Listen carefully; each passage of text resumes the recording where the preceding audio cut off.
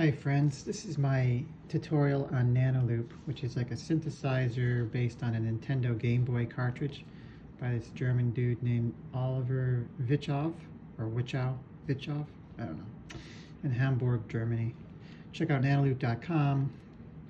You can still buy the cartridge, I think. But this is iOS, this is on an iPad, I use it on my phone a lot.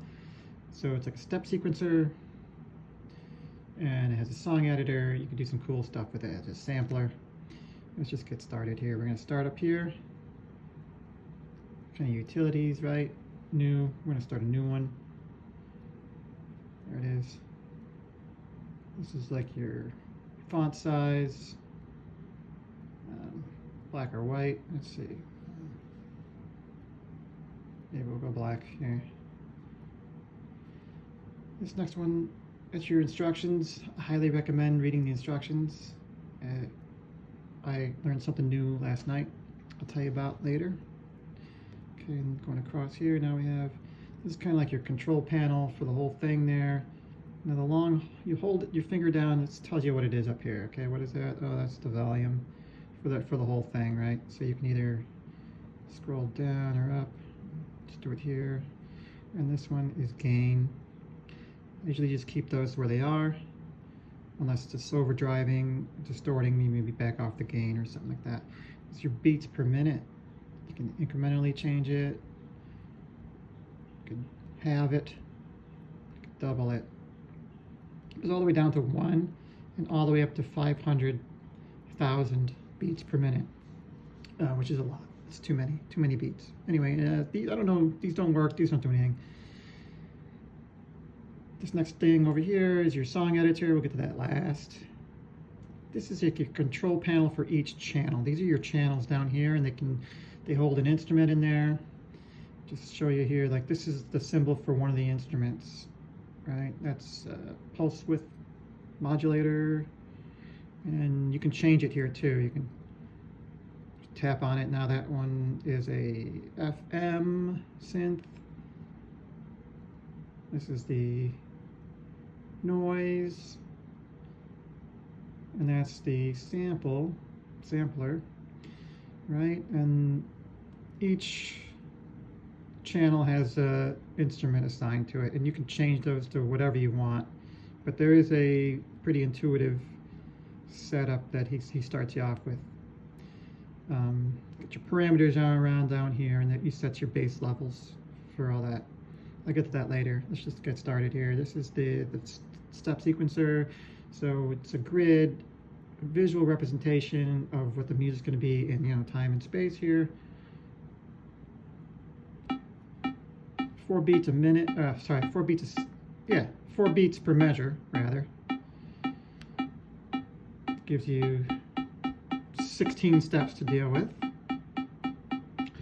That's C. That's middle C. You can tap on it, select it, unselect it. Now this note, it's pitch. You can change the pitch like this. All right, it's got all the notes, your 12 steps of your Western musical scale there. All right, that doesn't really make any sense, but then, okay, so you can either do it individually, or you can do here, and you can pitch them all up at the same time, and all down, and it goes, almost up an octave and down an octave, just within there. This is your pattern length. You can reduce that. Still, it's going to play 4 beats a measure, but it's going to play through the pattern until it hits its 4 beats. So you can get some cool stuff like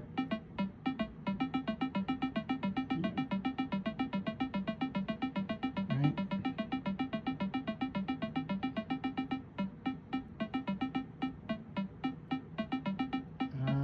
And this is your shift. You could shift the pattern around here. One more thing with the notes and with all the parameters. Say you want to get random, you can just tap it, and it randomizes your choices there. Sometimes it's cool, sometimes it's not.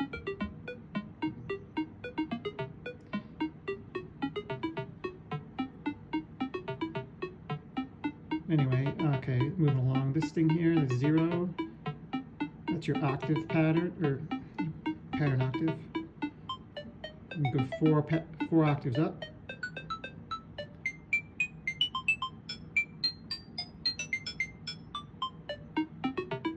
And you go 4 down. So you get 9 octaves to deal with.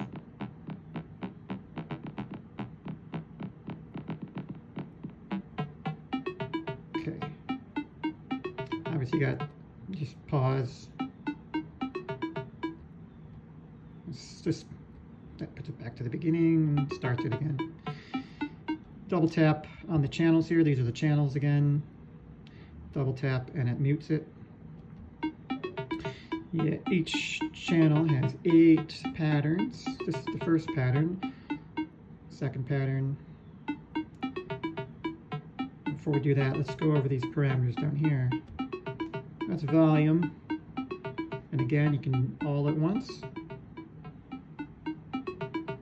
Or when it's highlighted, you can individually do them.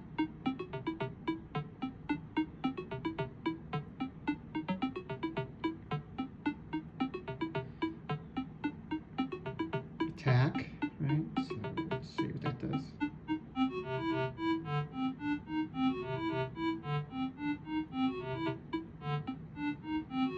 Right? So you can all at once, or you can, and you can tap it too, and that randomizes. Let's go back down. Decay.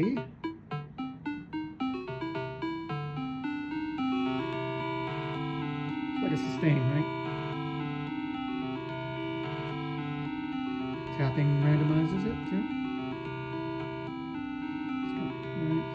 This is your LFO, my low frequency oscillator. It's a filter that affects the sound in unique ways, and you can adjust the filter up here in your control panel, and I'll show you that later. But this just applies the filter, the frequency of the LFO, where it hits. This is cutoff. There's different ways to affect your sound. Pulse width.